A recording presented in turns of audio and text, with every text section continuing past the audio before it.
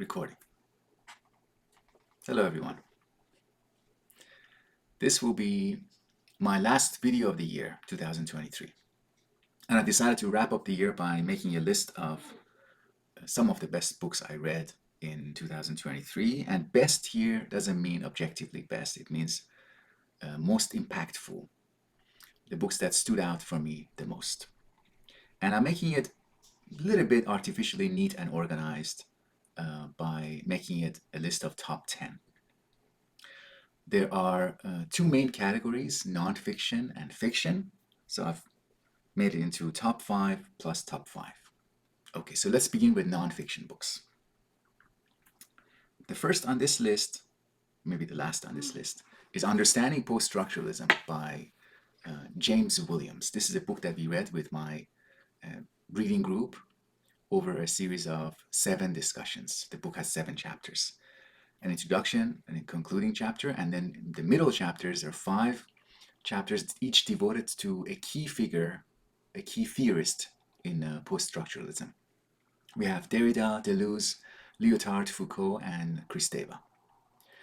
And with each person, we are focusing on one of their major works. So it's a really rigorous, even though it is accessible, but it is a very rigorous and sustained engagement with these key figures. It shows, some of their the common preoccupations, the common themes in their works, but also their differences. Something else I really like about Williams's book is how much it engages with the skeptical viewpoint, the viewpoint that wants to dismiss this movement, these post-structuralist thinkers, as irrelevant or maybe destructive or having bad influences on our thinking or our culture or scholarship. It's a very compelling, accessible, and rigorous. It's a combination of a lot of good qualities. So Understanding Post-structuralism. And I got a lot more out of it because I was committed to this, to my reading group. Inspired by this, the next book that we will be reading in next year is another great, accessible, illuminating book called Deconstruction and Pragmatism, which includes a series of contributions by various thinkers, including Richard Rorty, again Jacques Derrida, Chantal Mouffe, who edited the volume and wrote the introduction, Ernesto Laclau, and Simon Critchley. The second on this list of best nonfiction books of the year is Freud and Said, Sigmund Freud and Edward Said, Contrapuntal, Psychoanalysis as Liberation Praxis by Robert K. Beshara.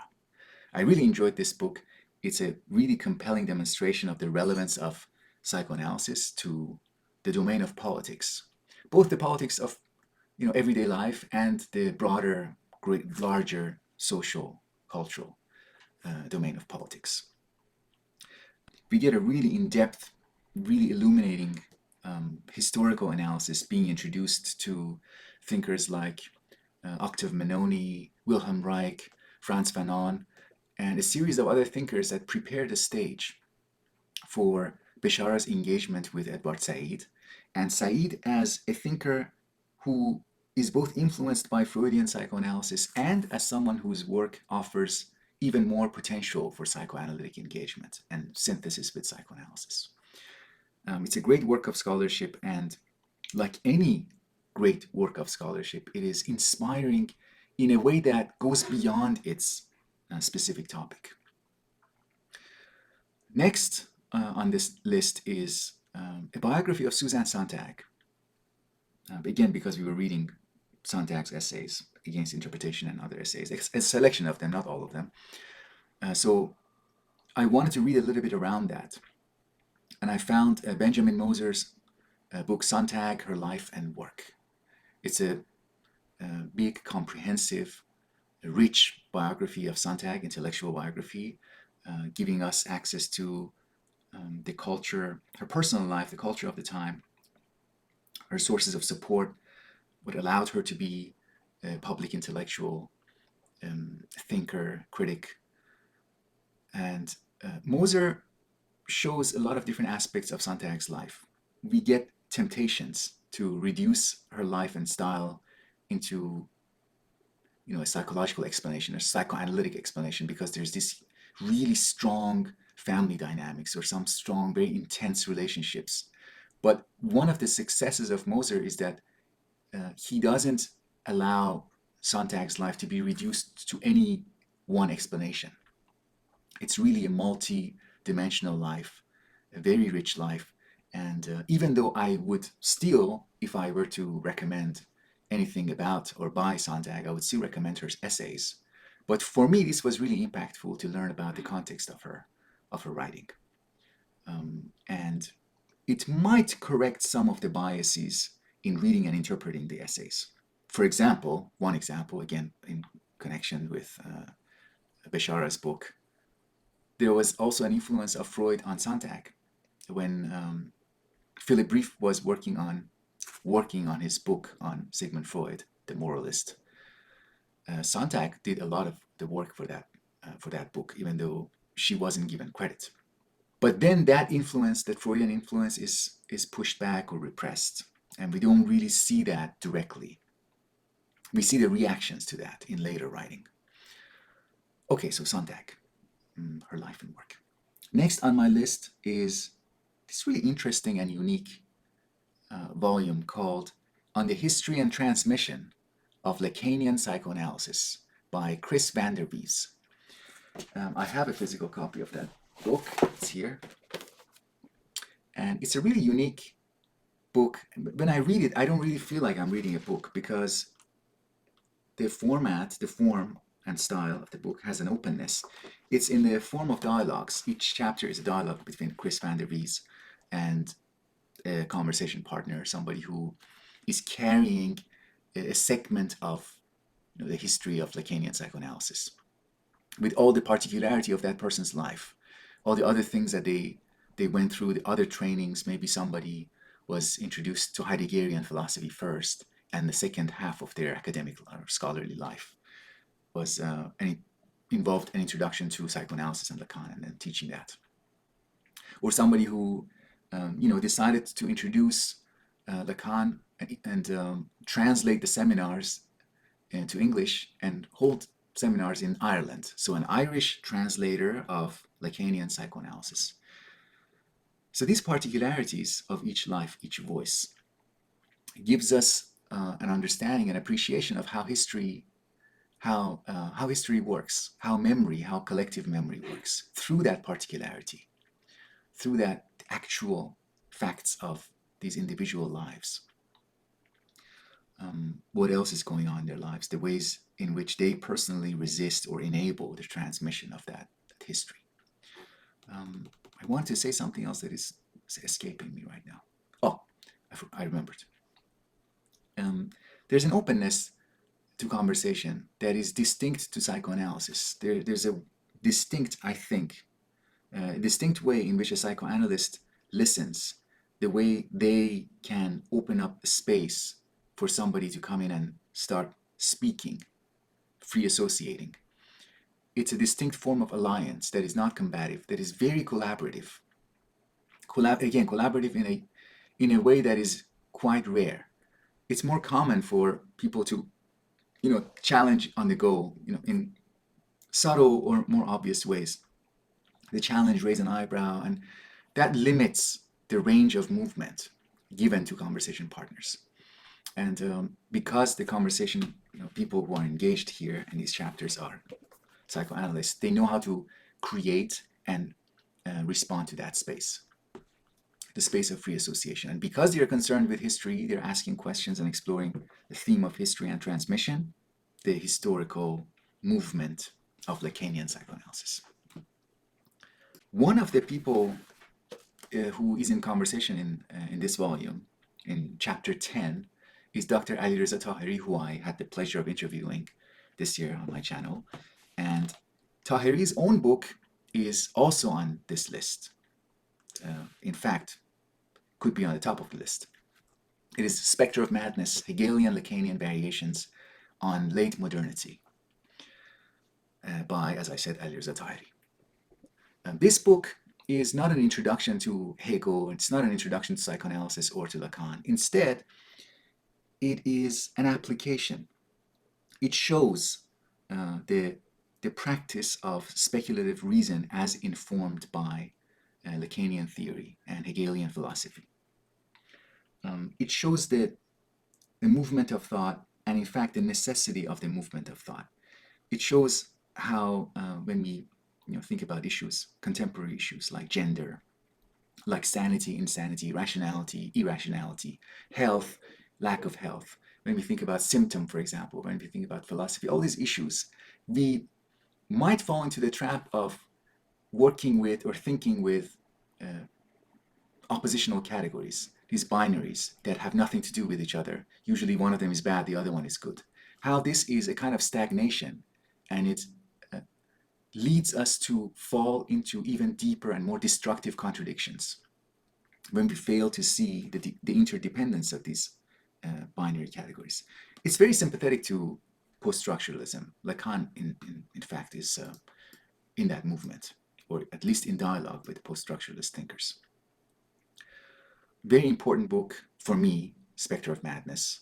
And I realize I'm switching the title and subtitle. The title is Hegelian-Lacanian Variations on Late Modernity, but the original title, according to the author's original decision, was Spectre of Madness, but the publisher suggested that they should be switched. Now, if you're interested in preparing to read this book and you just want to prepare quickly, I would recommend reading Todd McGowan's book, Emancipation After Hegel. This is more accessible. It's more of an introduction, a discussion about speculative or dialectical reason, speculative reason. It's about it rather than applying it. And then you can go to Taheri's book and just get that intense engagement, intense and restless engagement. You really don't get any fluff in Taheri's book. It's all work, and it's full of energy. It's full of enthusiasm, and it's great. It's great. Let me just read one short passage, not so short, but passage from the 23rd part of the book. They are not chapters; they're called variations, variations on a theme. This is from the end of variation number 23. So we read, quote, "Instead of the daring exploration of the unconscious, through which humankind's delirious madness may self-reflexively sublate into wisdom, we have the abandonment of psychoanalysis in favor of anger management and life coaching. If Zizek locates our only hope in the intersection of reason and drive, it is because reason is the self-reflection of madness. If men are so necessarily mad that it would be another twist of madness not to be mad, then we live today in the times of ordinary madness, where the divine insanity of love, ethics, and psychoanalysis are replaced by the petty idiocies of management." End quote. So you see how this is, the book works as a cultural criticism as well. Okay, so those 5 top picks of nonfiction. Now we move to fiction. So 5 books of fiction this year. So as I was reflecting on these selections, I realized that they share something in common. What they share in common is the intense divide between the inner life of protagonists and characters and the outer life. Of course, it's a divide, and then there's dialogue, there's tension between the inner and the outer. But the reason why they are relevant for our time, these works, is partly because we live in a time that encourages that separation, that forces that separation on us to be isolated, to be atomized, and to have this intense inner life that has is burdened, is too much burdened by stuff, information, intake, secrets, and so on. So the first is a short book called Identity by Milan Kundera. It is short, it is unsettling, it's about relationships, it's about memory, identity, the slippery nature of identity, how identity can at any time turn into chaos and confusion, and how we depend on each other to preserve that sense of continuity about who we are. Next, I read a book called A Jest of God by Margaret Laurence, the Canadian author. A Jest of God is about a young woman who is a primary school teacher. She teaches third grade. And on the surface, she belongs to a city. She lives with her mother. She has relationships with colleagues, the principal, students. But when you look more deeply, she is disconnected. She doesn't have a place. She's totally out of place, and she doesn't really have anywhere to go. And it really reminded me of my early days back in Toronto, early days in 2000, when we moved back in 2021, 2022. And I remember walking on the streets, various locations in Toronto, and I was so struck by this feeling that I have nowhere to go. There's nowhere to go. Yes, you can go to a shop and you're a customer. What do you want to buy? You can go to a coffee shop or a restaurant, you can sit. What do you want to eat? Okay, you're done eating. It's not that those transactional relationships are bad. It's that it is only that is afforded. And so the character in the Jest of God, Jest of God, gets involved in relationships, but then realizes that, oh, this relationship is just about this or that, So important book for our time. The next book, which I find quite similar, very similar to A Jest of God, is written by Ottessa Moshfegh, and it's one of her earlier works called Eileen. And I read this thanks to my sister, who gave me her copy of the book. And I was surprised by how good it was. Again, similar to A Jest of God, Eileen is, I put it in the same category of novels like Dostoevsky novels, Underground Man, Notes from Underground. Another Dostoevsky novella that is very similar is called The Double. So it's about the life of a hyper-private individual and their isolation, the lack of connection and communication with the rest of society, and the kind of consciousness that is formed as a result of that. Most of the book, there's not much narrative going on. There's not much narrative movement. It's mostly what we can call preparation and suspension of movement and event.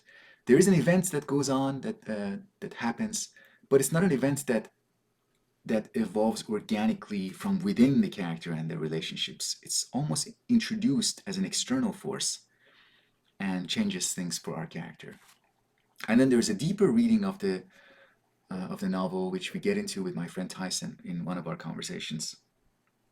It's in the Patreon only videos, where we play with the idea that Eileen and another character might actually be one, or one might be an expression of the other. Okay, let's not get into that. That's a long discussion. Next is Giovanni's Room by James Baldwin, a book that I love, book that I've read twice so far, and I would love to read it again. I have a review of that if you'd like to watch my review. It's available on the public YouTube channel.